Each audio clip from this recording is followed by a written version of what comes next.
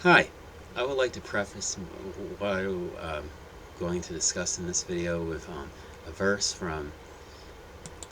Gospel of Matthew, chapter 23, verse 12. And whosoever shall exalt himself shall be abased, and he that shall humble himself shall be exalted. Now,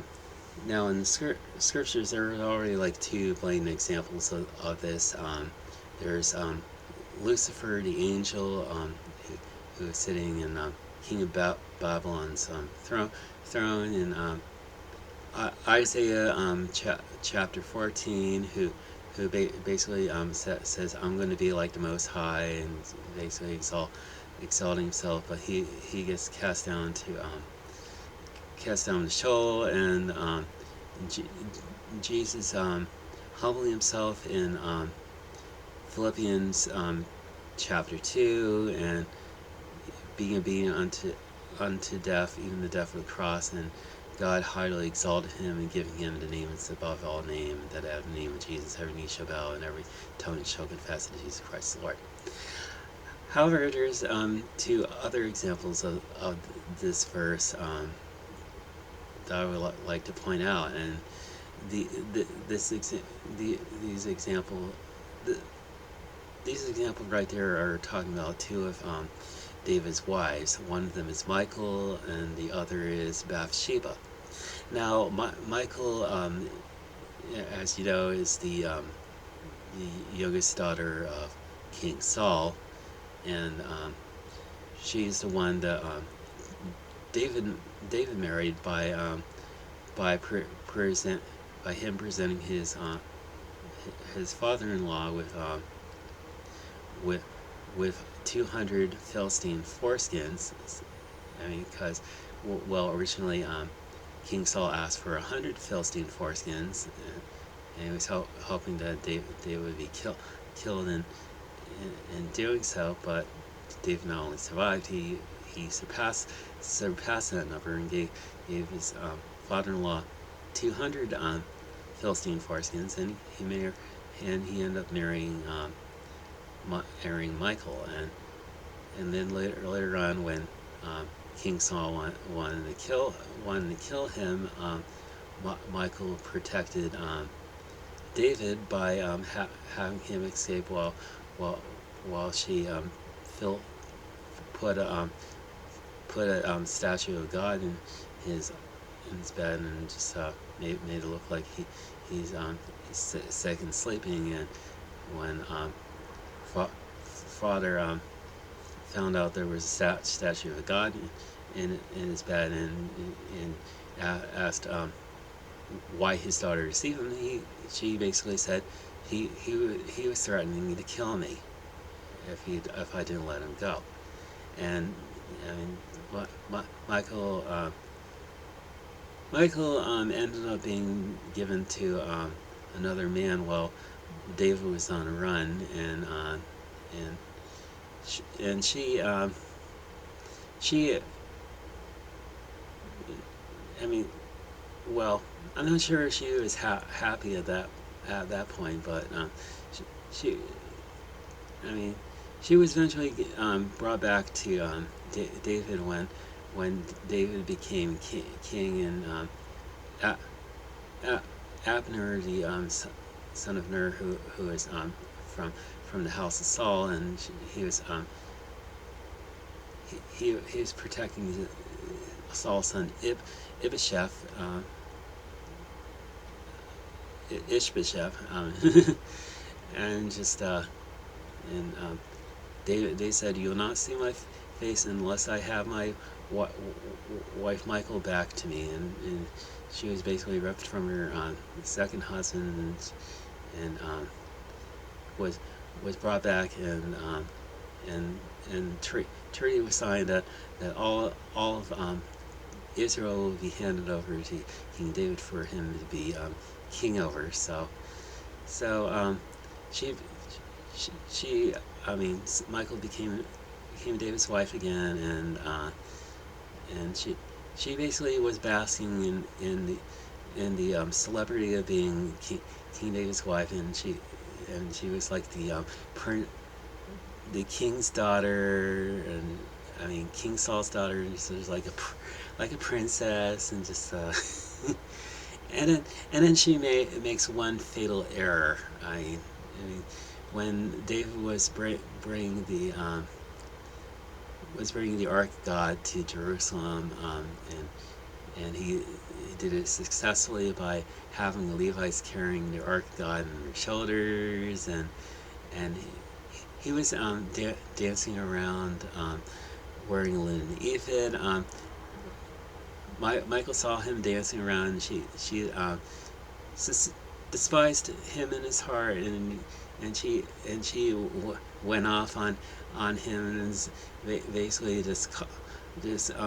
accusing him of dancing around like a stripper at a burlesque show. And I mean, she was more concerned about her reputation as a queen to King David, and he was ruining that reputation in her eyes by dancing around, almost half naked. And I mean, and David told her, at least the maidens will honor me. I mean, and and it wasn't you that I was honoring, dear. It was the Lord I was honoring, and it was from that that Michal had no child until the day of her death. She ended up raising her sister's daughters went for her brother-in-law. Now Bathsheba, on the other hand, was this woman that who was married to Uriah the Hittite, one of David's loyal soldiers, and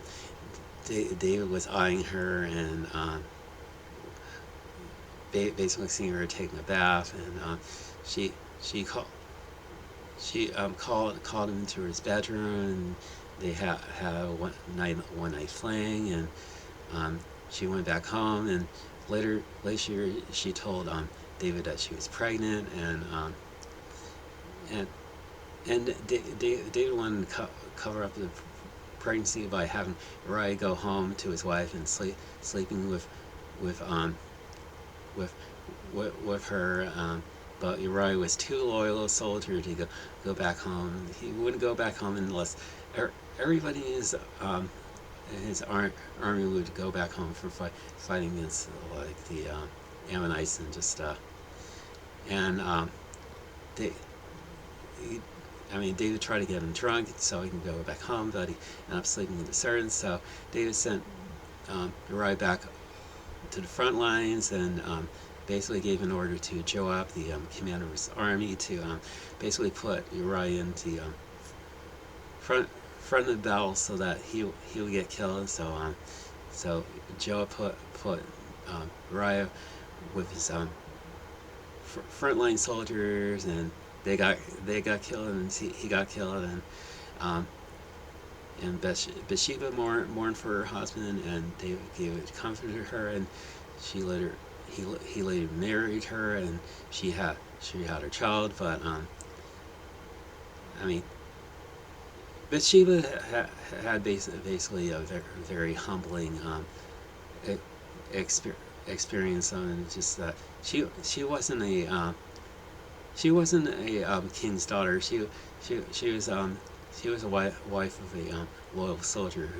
who got killed only because David was trying to protect his butt and Uriah's wife's butt, just because they had a little fling together, and that the child they had together at first died, and then later David had another child through Bathsheba. In fact, Bathsheba had like four children through from David, I mean, it, near the end of David's life, one of David's sons, Adonijah, probably the oldest surviving son after Amnon and Absalom were killed off, and it's just Adonijah was setting his sights on being king, and he's planning a coup to take over the kingdom, and Nathan the prophet overheard this plan, and told Bathsheba, and Bathsheba went into King David while he was being tended by Abishag the Shunammite, because he couldn't get warm when he got old, and and she basically humbly pleaded for her son Solomon, because Adonijah was planning to take over as king, and unless David made an official announcement that her son Solomon would be king, she and Solomon would be treated as offenders, and then after Nathan told David the same thing, that Adonijah was planning to take over as king. David made a pledge right there to Bathsheba that he was going to officially announce Solomon as being king in the place of King David, and just that she and Bathsheba was grateful. She wasn't like a queen or anything, but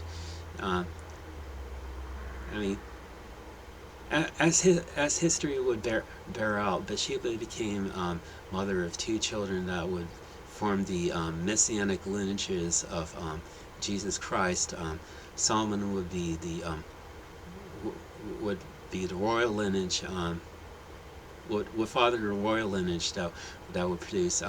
Joseph, the stepfather who married Mary, and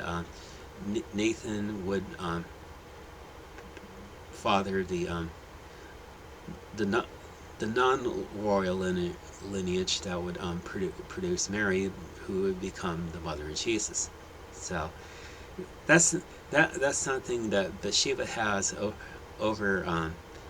Michal, that Michal can't claim, because Michal lost her right to to be part of the lineage that produced Jesus Christ, all because she criticized King David over his unkingly dancing, and it's like and she exalted herself, and she got humbled, while Bathsheba humbled herself, and basically pleaded for her son Solomon's life, and his right to become king after King David, and she got exalted. She would eventually have a throne that would be put aside King Solomon when after he became king, and that's pretty much all I really want to say in this video. So have a good day, and may God bless you.